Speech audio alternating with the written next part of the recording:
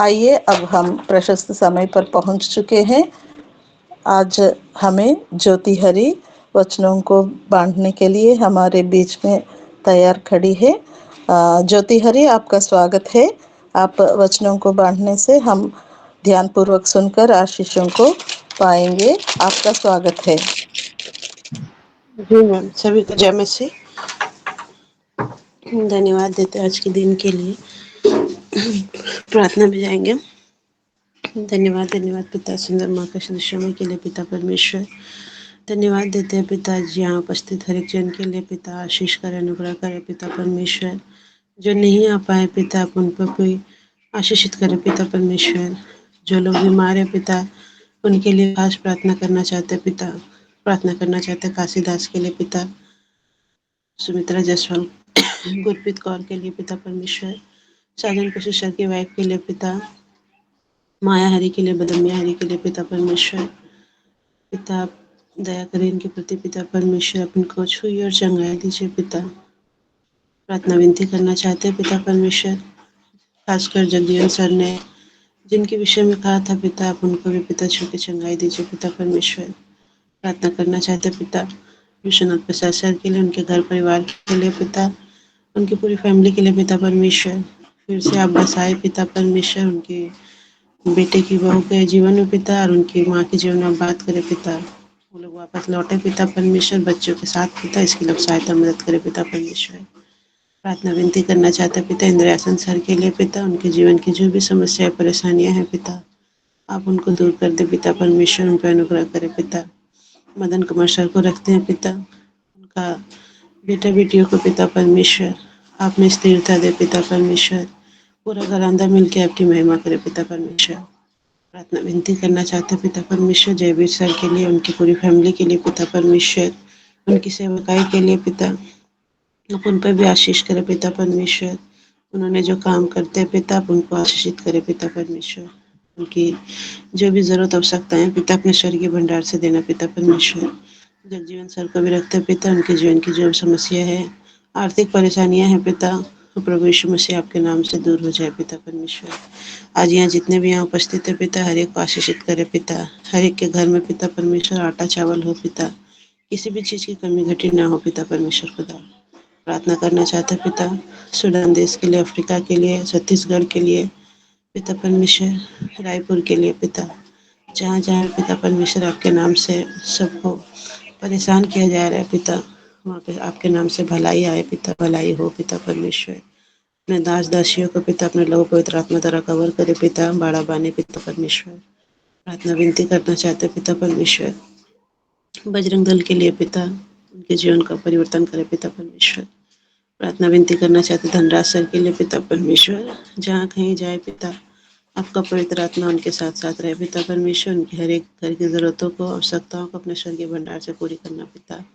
जो भी वचन बताए जाए पिता परमेश्वर, आप उन्हें बताने में मदद करे पिता। पिता जितने जन सुनते हैं हर एक जन को आशीष मिले पिता परमेश्वर। हमारे घर के आसपास जितने भी लोग हैं पिता, जो परेशान करते पिता परमेश्वर, आप उनको आशीष दे पिता परमेश्वर खुदा। अब दया करें, इज़राइल को आशीष दीजिए पिता, इब्राहिम के हर एक वंश को आशीष दीजिए। सारी गौरव सारी महिमा से प्रशंसा आपको देते प्रभु यीशु मसीह आपके मीठे और मधुर नाम से मांगते, आमेन।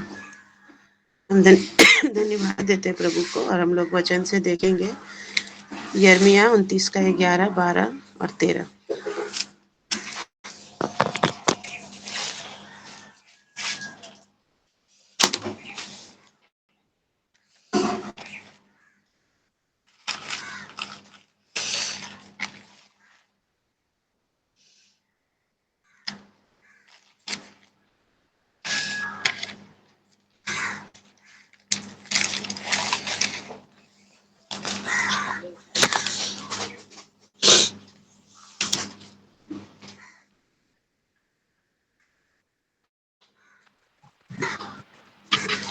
क्योंकि यहोवा यों यहोवा की यह बाणी है कि जो कल्पनाएं मैं तुम्हारे विषय करता हूँ उन्हें मैं जानता हूँ। वे हानि की नहीं वरन कुशल की हैं, और अंत में तुम्हारी आशा पूरी होगी करूंगा। अब उस समय तुम मुझसे को पुकारोगे और आकर के मुझसे प्रार्थना करोगे और मैं तुम्हारी सुनूंगा। आमीन। आमेन। धन्यवाद देते प्रभु के इस वचन के लिए। यहाँ पे इस वचन को हम लोगों ने बहुत बार पढ़ा है, लिखा है, क्योंकि यहोवा की यह वाणी है कि जो कल्पनाएं मैं तुम्हारे विषय में करता हूँ उन्हें मैं जानता हूँ, वे हानि की नहीं वरन कुशल ही की है, और अंत में तुम्हारी आशा को पूरी करूंगा। और कहता है कि तब उस समय तुम मुझको पुकारोगे और आकर मुझसे प्रार्थना करोगे और मैं तुम्हारी सुनूंगा। तुम मुझे ढूंढोगे और पाओगे भी, क्योंकि तुम अपने संपूर्ण मन से मेरे पास आओगे और मैं तुम्हें मिलूंगा। यहोवा की यही वाणी है। आमीन। प्रभु को धन्यवाद देते हैं इस वचन के लिए। प्रभु परमेश्वर ने यहाँ पे प्रत्येक जन, जितने हम लोग यहाँ उपस्थित है, हर एक को इस वचन के अनुसार जीवन में बुलाया और कार्य किया है, क्योंकि हमारे जीवन में हम हमेशा अपने जीवन के लिए कल्पनाएं करते हैं कि आगे हमारा जीवन कैसा चलेगा, और हम इसके लिए क्या क्या हम लोग को योजना हम लोग बनाते हैं हर एक चीज़ के लिए। हम लोग बहुत कुछ करते हैं आज के दिन के लिए, कल के दिन के लिए, परसों तक के लिए हम लोग सोचते हैं। तो परमेश्वर कहता है कि जो कल्पनाएं मैं तुम्हारे विषय में करता हूँ उन्हें मैं जानता हूँ। मतलब आज हमारे जीवन में क्या होगा, कल क्या होगा, और परसों, यहाँ तक कि वो बहुत आगे के लिए हमारे जीवन में सब कुछ सोचा रखा होता है। पर वो कहता है कि ये सब हम लोग कब प्राप्त कर सकते हैं, जब हम उसको क्या करेंगे, पुकारेंगे, उससे प्रार्थना करेंगे। और हम लोग क्या करते हैं, ये प्रार्थना और पुकारना हम लोग का बहुत ही कम होता है। अगर हमारे जीवन में ये सुबह का एक रूटीन बन चुका है कि हम लोग सुबह इस सभा में जुड़ते हैं, प्रार्थना में जुड़ते हैं, तो हमें लगता है कि हम लोगों ने 1 घंटा दे दिया, परमेश्वर को बहुत दे दिया, और हम लोग क्या करते हैं, बस इसी में सीमित रहते हैं। पर परमेश्वर कहता है कि तुम मुझे ढूंढोगे और पाओगे भी, क्योंकि तुम अपने संपूर्ण मन से मेरे पास आओगे। हम लोग जब तक अपने संपूर्ण मन से परमेश्वर के पास नहीं आते, तो परमेश्वर जो है हमारे जीवन में वो काम नहीं कर सकता। पर वो कहता है कि तब भी वो कहता है मैं तुमको मिलूंगा, क्योंकि तुम जब संपूर्ण मन से मेरे पास आओगे तभी मैं तुमसे मिलूंगा। हम लोग मांगते हैं परमेश्वर से, परमेश्वर हमें देता है, प्यार करता है, वो बहुत ही अच्छा है। वो हमसे कभी भी किसी चीज के लिए दोबारा बोलता नहीं है। नहीं तो लोगों की तरह अगर हमारे जीवन में कुछ काम हो जाए तो वो लाना देता है। परमेश्वर जब देता है तो वो सिर्फ प्यार से देता है, और ये सोच के देता है कि हम लोग क्या करेंगे, उसका मान करेंगे, सम्मान करेंगे। पर हम लोगों ने पिछले टाइम भी देखा कि जितने भी नबी थे, जितने भी याजक थे परमेश्वर के, जिसको परमेश्वर ने चुना था, परमेश्वर ने अपने कार्य के लिए बुलाया, और वो क्या करते थे, इजरायली लोग हमेशा बार बार बार बार क्या करते थे, वो उसी जगह में जाते थे, उसी चीज को करते थे जो परमेश्वर के दिल के बहुत ही खिलाफ था। उसको पसंद नहीं था परमेश्वर वो सारी चीजें। और हम देखते हैं इसी बात को नेमिया का पुस्तक जो है उसमें हम लोग पढ़ते हैं। नेमिया का अध्याय 1 में लिखा है कि हकलिय्याह के पुत्र नेमिया के वचन, 20वें वर्ष के किस्लेव नामक महीने में, जब मैं शूशन नामक नगर राजगढ़ में रहता था, तब हनानी नामक मेरा एक भाई और यहूदा से आए हुए कई पुरुष आए। तब मैंने उनसे उन बचे हुए यहूदियों के विषय जो बँधुआई से छूट गए थे और यरूशलेम से के विषय में पूछा। तो यहाँ पे हम देखते हैं कि नेमिया जो है वो हिल्किय्याह बोल के एक परमेश्वर का जन था, उसका पुत्र था। और जब वो यरूशलेम में रहा करता था, जब वो बेबीलोन में रहा करता था, तब वहाँ पे एक राजा था जो वहाँ पे उन लोगों ने आया, युद्ध किया, और बँधुआई में जो है ये नेमिया जो है वो उसको लेके चला गया।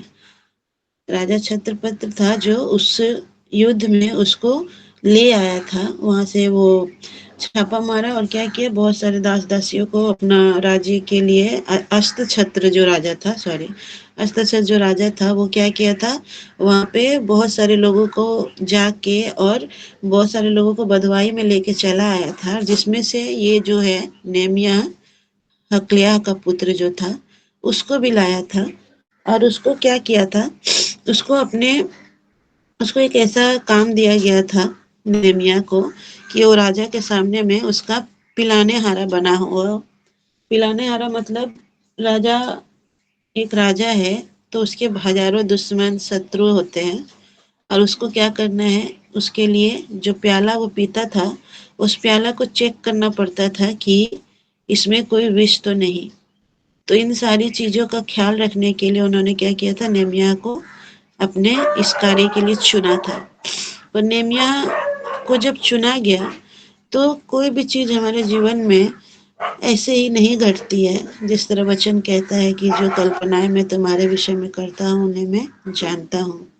नेमिया एक सिर्फ एक हकलिया का पुत्र नहीं था, वो यरूशलेम का एक वासी नहीं था, वो परमेश्वर को प्यार करना, उसके ऊपर विश्वास करने वाला एक खास व्यक्ति था, जिसने क्या किया, जब वो वहां पे भी गया बधवाई में, फिर भी अपने राजा को राजा माना और उसका सेवा करता था, अपने कार्य को पूरे रीति से दिल से करता था।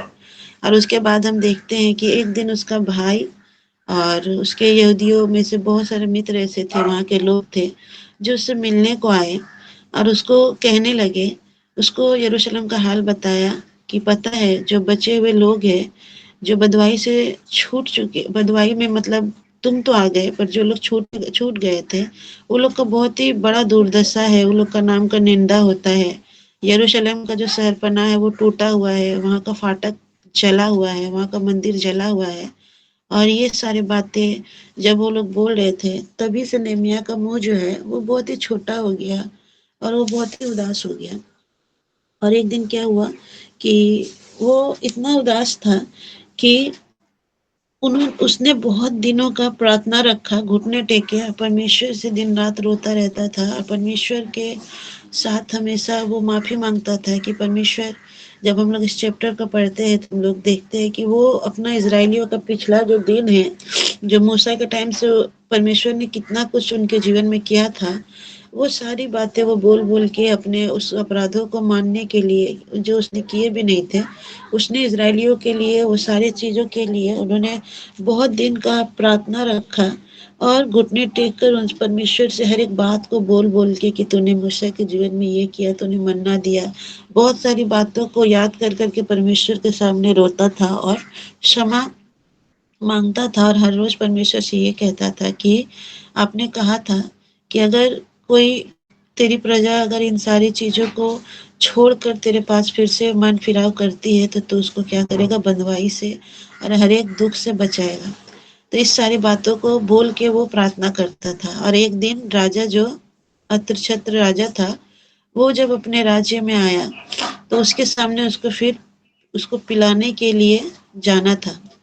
जब वो दाख मधु लेके गया पिलाने के लिए तो उस समय राजा ने उस दाख रस को पिया, पर उसने देखा कि नेमिया जो है वो बहुत ही उदास है, उसके चेहरे में एक उदासी है। और उसने उसको कहा कि हम देखते हैं नेमिया 2 में, तब राजा ने मुझसे पूछा तू रोगी तो नहीं है, फिर तेरा मुंह क्यों उतरा है, यह तो मन ही की उदासी होगी। आमीन। यहाँ हम देखते हैं कि राजा नेमिया का ध्यान रखता था, उसके ऊपर वो देखता था क्योंकि वो बहुत ही अच्छा एक दास था, वो जिस काम को करता था दिल से करता था। और उसने देखा कि मेरा जो दास है वो उदास है, वो जब इस बात को बोलता है तो नेमिया भी जो है अपने बातों को बताने लगता है कि मेरे यहाँ आने के बाद में यहूदा में बहुत ही बुरा हाल है और वहाँ के लोग ऐसी ऐसी सारी चीज़ों से गुजर रहे हैं, वहाँ मंदिर उसका फाटक जो है उसका बुरा दशा है। जब इस बात को राजा सुनता है तो हम देखते हैं ये राजा वो राजा है जो प्रभु का जन नहीं है, पर फिर भी वो कहता है कि वो अपनी पत्नी के साथ बैठा हुआ रहता है और वो ये कहता है कि तू क्या चाहता है। तो नेहम्याह जो है वो कहता है कि हम चाहते हैं कि तुम हमको इजाज़त दो कि हम उस जगह को फिर से लौटें यरूशलेम, और उसका फाटक, ये सारी चीज़ों को हम ठीक करें, जो जला हुआ भवन है उसको हम बनाएं। और राजा जो है एक क्षण में उसको परमिशन देता है और वो अपने चिट्ठी पे खुला हुआ एक चिट्ठी उसके हाथ में भेजता है, ये सारी चीज़ों को वो कर सकेगा।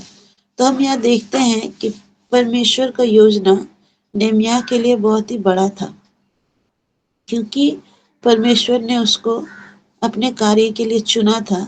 इसीलिए परमेश्वर ने जब जिस परिस्थिति में भी उसको रखा, उसने कुड़कुड़ाया नहीं, पर उसने क्या किया, राजा का दिल से काम को किया, उसका हर एक बातों को माना, और पर जब जरूरत पड़ा तो उसने डरा भी नहीं और परमेश्वर के नाम को उसके सामने रखा। और ये सिर्फ एक दिन में नहीं हो गया, क्योंकि जब भी हम लोग अन्य जाति के पास में किसी कार्य को लेके जाते हैं तो हमको पता है कि अन्य जाति हमें नहीं समझते, क्योंकि अन्य जाति परमेश्वर के लोग नहीं है। वो परमेश्वर ही है जो अन्य जातियों में से भी हमारे लिए भलाई निकाल के लाता है। तो वो राजा जो है वो इसलिए राजी हुआ क्योंकि उसके पहले नेहम्याह ने घुटने टेक कर परमेश्वर से बहुत प्रार्थनाएं की थी, और राजा के सामने जब इस बात को रखा था तो वो परमेश्वर के साथ प्रार्थना के साथ ही रखा था।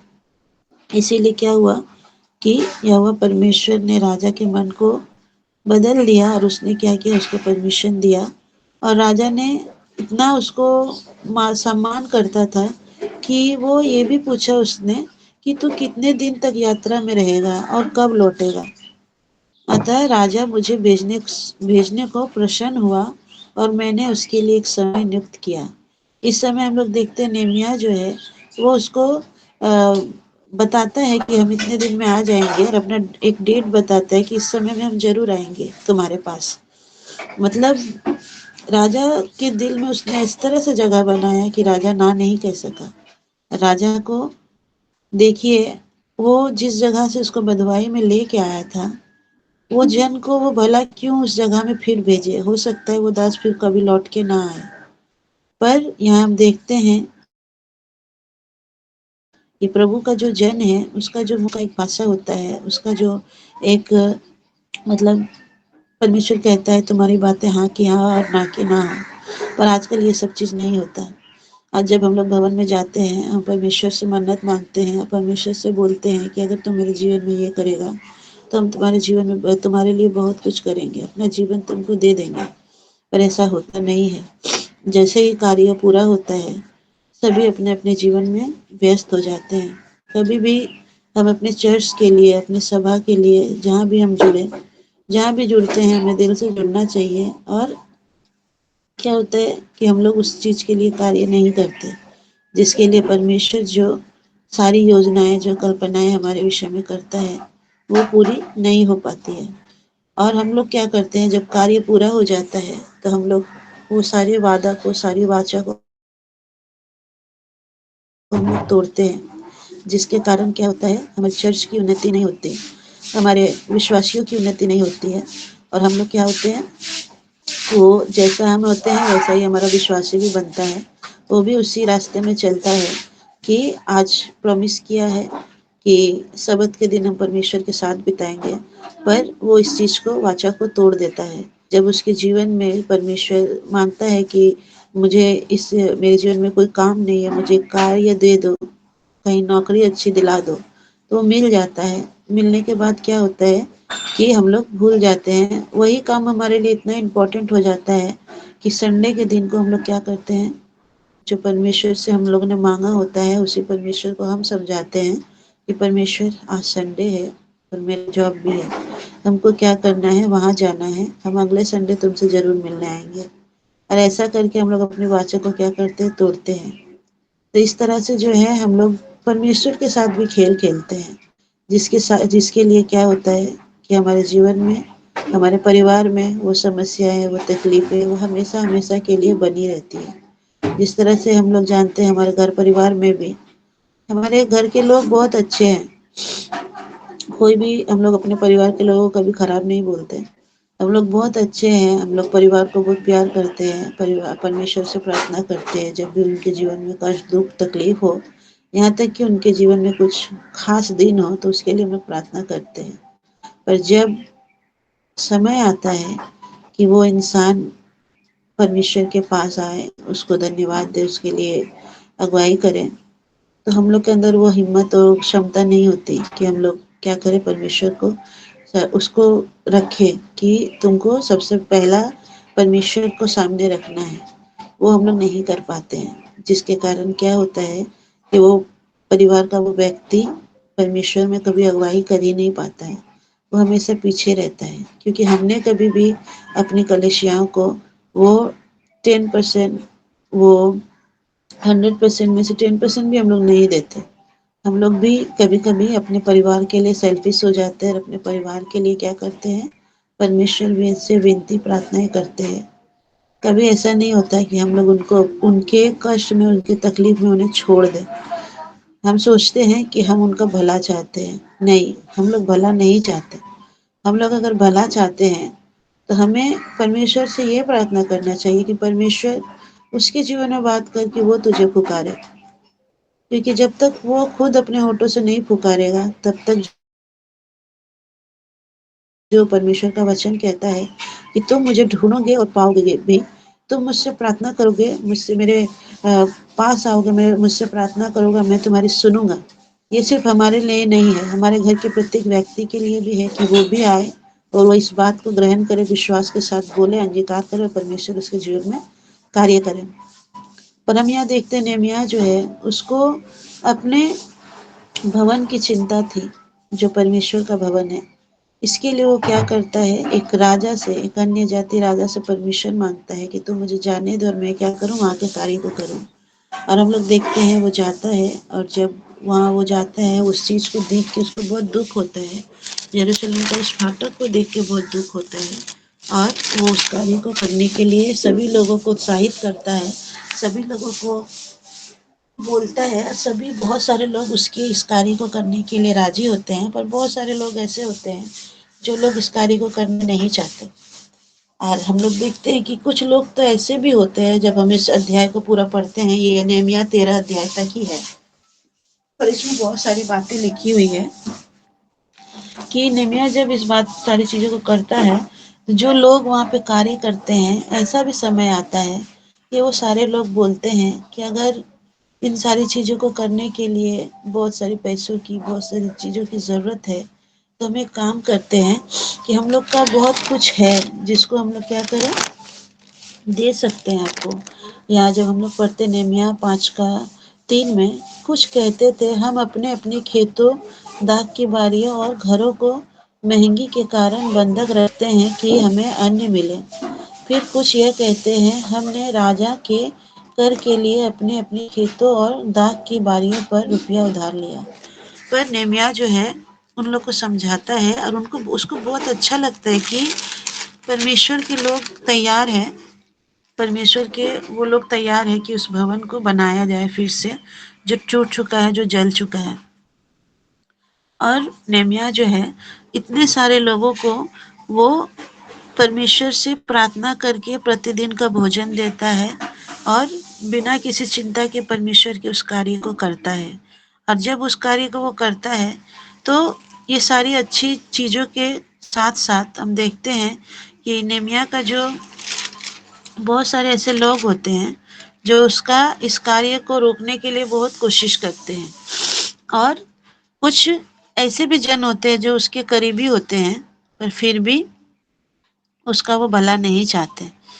और हम देखते हैं 6:10 में लिखा है, फिर मैं सामिया के घर में आ गया, और दलिया के पुत्र और मेतले का पोता था, वह तो बंदी घर में था। उसने कहा, आ हम परमेश्वर के भवन अर्थात मंदिर के भीतर आपस में भेंट करें और मंदिर के द्वार बंद करें, क्योंकि वे लोग तुझे घात करने आएंगे, रात ही को वे तुझे घात करने आएंगे। परंतु मैंने कहा, क्या मुझे जैसा मनुष्य भागे, और मुझ जैसा कौन है जो अपना प्राण बचाने को मंदिर में घुसे, मैं नहीं जाने का। और ये जो नेहमिया है इसको 4 बार इन लोगों की तरफ से आमंत्रित किया जाता है कि तुमको बुलाया जा रहा है कि बात करने के लिए और छुपने के लिए, क्योंकि तुम्हारे विरुद्ध बहुत सारे लोग हैं। ये सारी बातें को जब बताता है नेमिया को, तो नेमिया उस जगह में ये कहता है कि हम ऐसा व्यक्ति नहीं है जो हम अपने प्राण को बचाने के लिए क्या करें, मंदिर में छुप जाए, क्योंकि वो जानता है कि वो लोग जो उसको बुला रहे हैं वो लोग भी उसके खिलाफ ही खड़े हैं। कभी कभार हमारे जीवन में हमें पता नहीं चलता कि इंसान के रूप में बहुत सारे सांप रहते हैं हमारे जीवन में, जो हमको क्या करना चाहते हैं, बहकाना चाहते हैं प्रभु में। और उनका थोड़ा-सा प्रोसेस अलग होता है, उनका थोड़ा-सा व्यवहार ऐसा होता है कि हमें समझना बहुत ही कठिन हो जाता है कि वो हमारे लिए भला है या बुरा है। पर जब कोई व्यक्ति प्रार्थना में हमेशा परमेश्वर के साथ खड़ा होता है, तो परमेश्वर उसको बचाता है उस जगह से। हम एक बात है कि एक स्टोरी है छोटा-सा कि एक बार हम लोग ये वाला कहानी हम लोग सुने हैं कि परमेश्वर 100 भेड़ों में से क्या किया था, 99 को छोड़ के एक को ढूँढने को निकला था। तो इसी के विषय में और एक छोटा-सा कहानी है कि एक बार एक चरवाहा जो है, वो अपनी बहुत सारी भेड़ों को क्या कर रहा था, चरा रहा था पहाड़ के ऊपर में। और वो जब सुबह निकला चराने के लिए, शाम होते-होते, दोपहर होते-होते क्या हुआ, शाम के टाइम, दोपहर से शाम होते-होते वो सारी भेड़ें जो है चर रही थी, पर एक भेड़ जो है, एक जो मेमना है, वो मेमना क्या हुआ ना कि वो पहाड़ी के नीचे रास्ते में चला गया। एक समतल रास्ते में वो चला गया। जाने के बाद में उसको जब वो शाम हुआ तो उसको बहुत प्यास लगी। वो प्यास के कारण क्या हुआ, वो एक नदी को देखता है जो जहाँ पे सूखा हुआ रहता है, रेत रहता है, वहाँ कुछ नहीं है। वहाँ पे जाके वो खड़ा होता है और वो पानी पीने लगता है। थोड़ी देर बाद उसको ये महसूस होता है कि जहाँ वो पानी पी रहा है उसके दूसरे तराई में एक भेड़ खड़ा हुआ है वहाँ पे। जब उस भेड़ को वो देखता है, वो बहुत ही घबरा जाता है।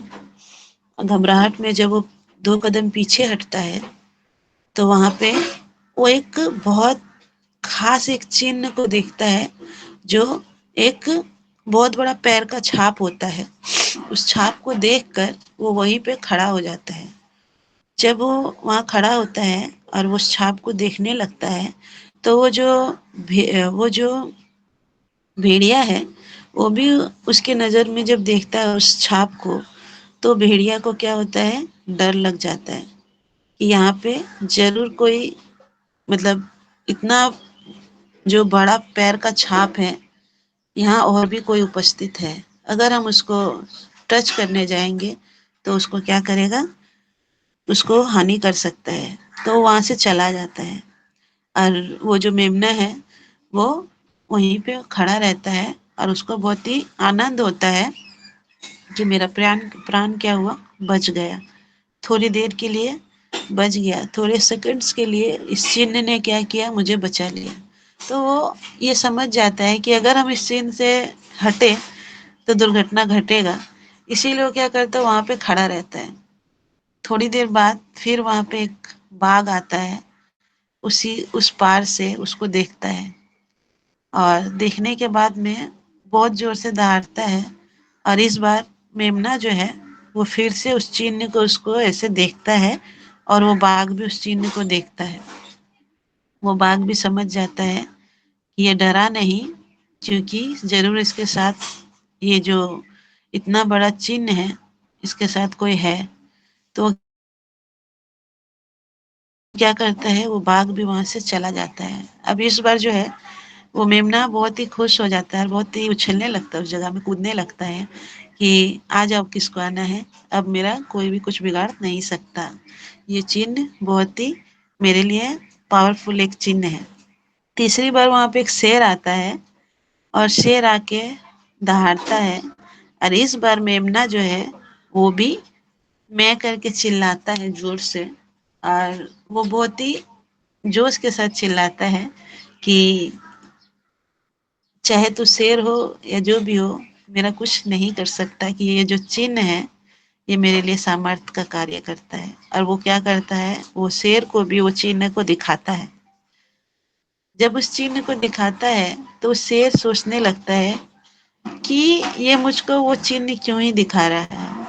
और वो जो है बकरी, वो मेमना, वो बार बार उस चिन्ह को दिखाता है और जोर जोर कूदता है और अपना खुशी को जाहिर करता है। और वो सोचने लगता है कि ये भी मेरा कुछ नहीं कर सकता। बाद में वो शेर जो है वो उस चिन्ह को जब देखता है तो उसको एक बात समझ में आती है और बहुत आनंद करता है कि ये चिन्ह जो है वो उसी शेर का ही पैर का छाप रहता है। और वो इस चीज के लिए इसलिए खुश होता है और वो फिर जोर से दहाड़ता है वो शेर, क्योंकि वो इस बार जब दहाड़ा तो इसलिए दहाड़ा था क्योंकि वो पूरा जंगल समझ जाए कि राजा यहाँ है। और वो इस जगह को अब वो कौन क्या करेगा, कोई भी उस जगह में नहीं आएगा खुद डर के मारे। जितने भी जंगल में जानवर रहते हैं, बंदर और जितने भी चिड़िया जो भी है, वो सारे शांत हो जाते हैं। वो जंगल पूरा शांत हो जाता है। और वो शेर अपने मन में बोलता है कि अगर ये छोटा सा मेमना मेरे मेरे शरण में वो अपने आप को महसूस करता है, मेरे हाथों के नीचे वो अपने आप को महसूस करता है, सुरक्षित महसूस करता है, तो जा, तेरा प्राण इसी वजह से बचेगा। आज परमेश्वर हम लोग को यही बताना चाहता है। कल इंद्रयासन सर बहुत बातों को हम लोग को बता रहे थे कि भय ना खा, ना भयभीत हो। सच में हम लोग जब तक परमेश्वर के हाथों के तले हैं, तब तक हम लोग का कोई भी बड़ा शत्रु हो, हमारा कुछ भी नहीं बिगाड़ सकता। तो शेर जो है वो गर्जन के साथ ये बताता है पूरे जंगल को कि तू सुरक्षित है। और उस बकरी को, उस मेमने को बताता है तो तू सुरक्षित है और तू कोई भी तेरा हानि ना करेगा। और वो शेर वहीं पे खड़ा रहता है कि जब तक मैं तुझे ना देख लूं कि तू किसी सुरक्षित हाथ में गया, तब तक मैं भी यहाँ से नहीं हटूंगा। ना वो हटता है और वो मेमना भी जो है उस बकरी के उस चिन्ह को, उस पैर के चिन्ह को सामने वो खड़ा ही रहता है। रात होने लगती है। उसके बाद उसका चरवाहा उसको ढूंढते ढूंढते आता है और शेर जो है उसको भी कुछ नहीं करता, उस चरवाहे को भी कुछ नहीं बोलता। नहीं तो वो दूर से देखता है और वो बहुत ही संतुष्ट महसूस करता है वो शेर कि हाँ, यही वो जन है जिसके बाद, मेरे बाद अगर तुम किसी के हाथ में पड़ो तो वो चरवाहा हो जो तुम्हारी चरवाही बहुत ही अच्छे से करे। हम जानते हैं ये चरवाहा कौन है। ये चरवाहा हमारा यीशु मसीह है, क्योंकि वचन कहता है कि हम लोग कभी भी पिता के पास नहीं पहुंच सकते। पिता के पास जाने के लिए हमें क्या करना होगा, पुत्र के पास जाना होगा। और जब उसका पुत्र हमारा चरवाही करेगा तो हमारा संसार का कोई भी ताकत, कोई भी शक्ति हो, चाहे वो जादू टोना हो, चाहे वो बहुत बड़ा षड्यंत्र हो, चाहे बहुत सारे पार्टी के लोग हो, चाहे क्रिश्चियन लोगों के ऊपर में बहुत भारी लोग उसका ऊपर आक्रमण करे या किसी भी तरह का तकलीफ को लेके आए, परमेश्वर का हाथ जब तक हमारे ऊपर है, जब तक हमारा सच्चा चरवाहा के ऊपर हमारा विश्वास है, प्रभु यीशु मसीह के ऊपर, परमेश्वर हमें बचाता है हर एक चीजों से, हर एक विपत्ति से। तो नेमिया जो है वो अपना भरोसा जो है परमेश्वर पे रखा था, इसीलिए उसके कुछ लोग ऐसे थे, उसी के लोग, जो उसको एक बात करना चाहते थे उसके जीवन में, उसको मारना चाहते थे कि मंदिर का काम पूरा ना हो। उसकी परमेश्वर की जो योजना, उसने परमेश्वर ने जो उसकी योजना बनाई थी अपने कार्य को पूरा करने के लिए उसको चुना था, वो कार्य पूरा ना हो। पर हम देखते हैं कि नेमिया उन बातों में नहीं आता। वो इस बात में आता है कि घुटने टेक के जब वो प्रार्थना करता है, परमेश्वर उससे बात, परमेश्वर और उसके बीच बात हो चुकी होती है कि वो उसके साथ साथ है, वो उसके साथ है जो उसको कभी छोड़ता नहीं है और उसको हर एक विपत्ति से बचाता है। और हम देखते हैं कि नेमिया जो है इस कार्य को पूरी रीति से दिल से करता है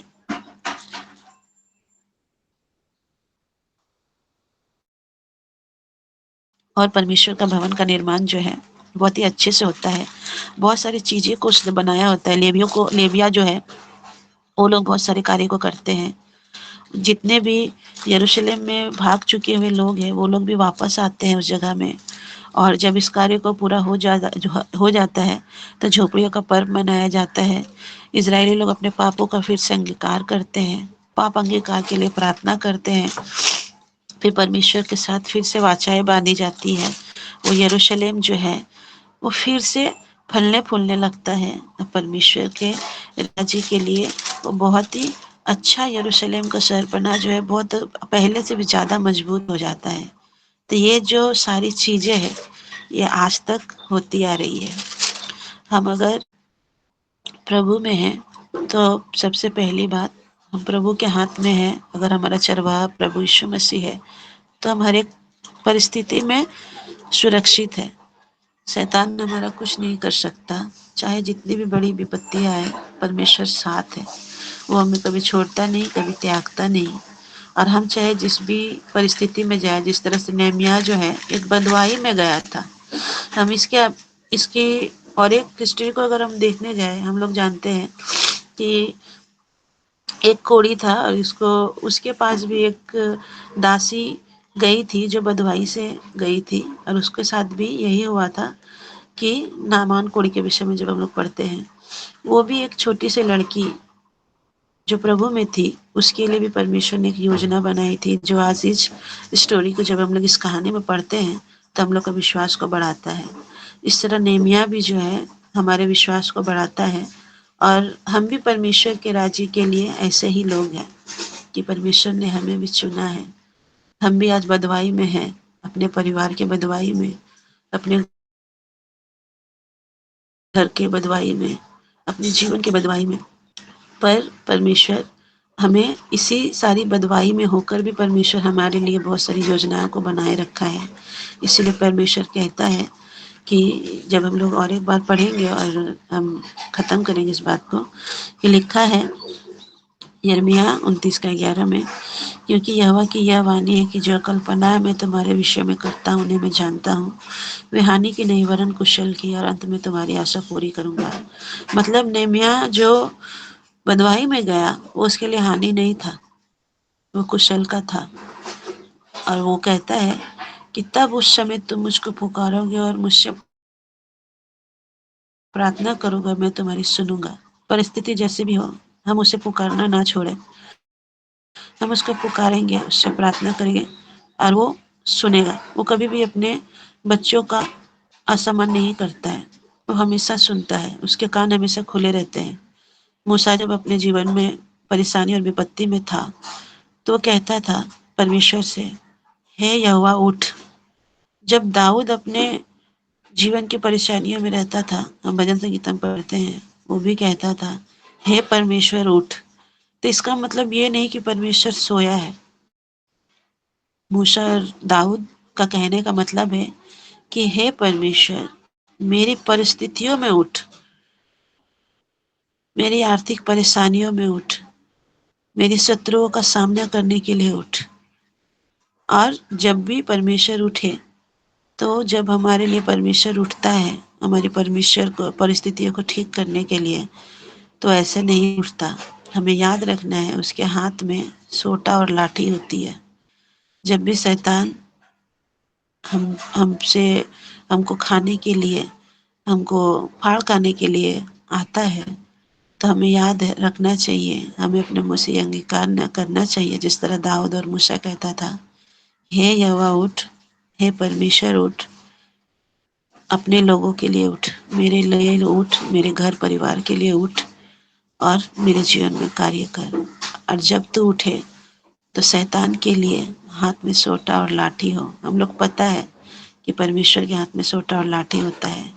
वो इसलिए होता है ताकि शैतान के हर एक कार्य का वो जवाब दे और शैतान हारे। और परमेश्वर कहता है तुम मुझे ढूंढोगे और पाओगे भी, क्योंकि तुम अपने संपूर्ण मन से मेरे पास आओगे और मैं तुम्हें मिलूंगा। जब तक हम लोग अपने संपूर्ण मन से परमेश्वर को ना ढूंढेंगे परमेश्वर भी सिंहासन छोड़ के हमारे लिए नहीं उठेगा। परमेश्वर को हम लोग जब बहुत खुश कर देते हैं, जब कभी कभी हमें लगता है कि हम भजन करते हैं, गाना गाते हैं, तभी परमेश्वर से क्या करते हैं, हम आराधना को पूरा करते हैं। ऐसा नहीं है। आंसू भी एक आराधना है। जब हम अब तकलीफों से दूर जाते, तो तकलीफों से गुजरते हैं, तो जब कभी हम घुटने टेक कर, कभी कभी हमारे लफ्ज़ों का कोई मतलब कोई बात नहीं होती है, हम कुछ बोल नहीं पाते हैं। कभी कभी हम इतने तकलीफों से गुजरते हैं कि हम सिर्फ रोते और रोते हैं। परमेश्वर से बात करना भी अच्छा नहीं लगता। पर हाँ, उस परिस्थिति में भी एक चीज़ हमें ज़रूर करना चाहिए कि हम रोए भी तो उस स्थान पे जाके रोए जहाँ पे परमेश्वर का उपस्थिति है। जब हम वहाँ रोते हैं, वो वो वो भी हमारे लिए आराधना का काम करता है। आंसू हमारे लिए बहुत बड़ा एक आराधक है, बहुत बड़ा एक गाना है, एक स्तुति है, एक भजन है। कि हम लोगों ने हन्ना को देखा है, वो जब अपने लोगों से इतना, अपने खास लोगों से इतना दुख पाई थी, तो क्या किया उसने लास्ट टाइम, वो एक आराधक बन गई। कैसा आराधक?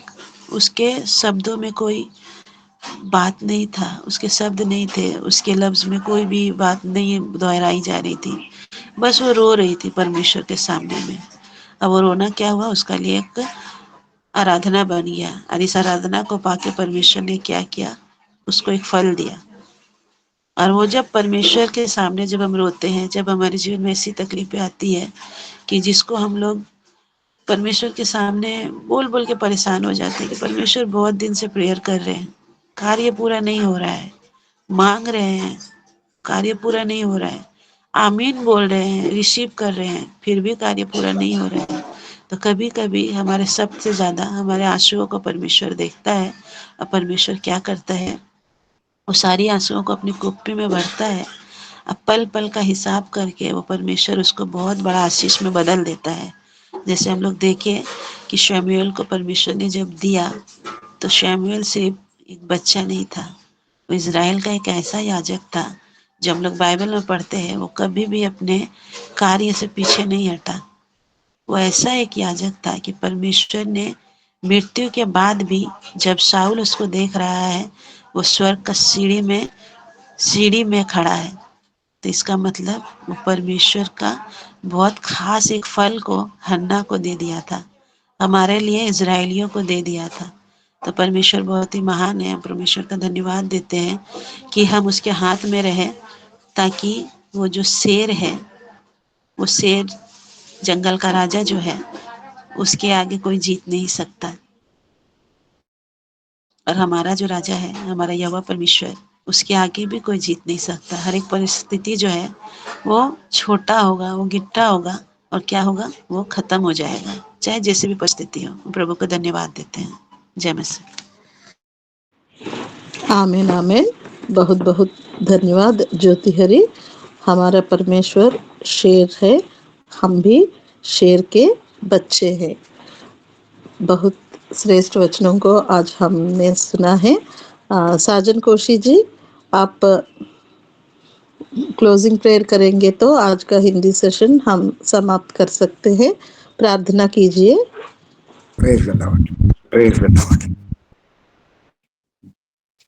पिता परमेश्वर, आप हमारी प्रार्थनाओं को सुनते हैं पिता,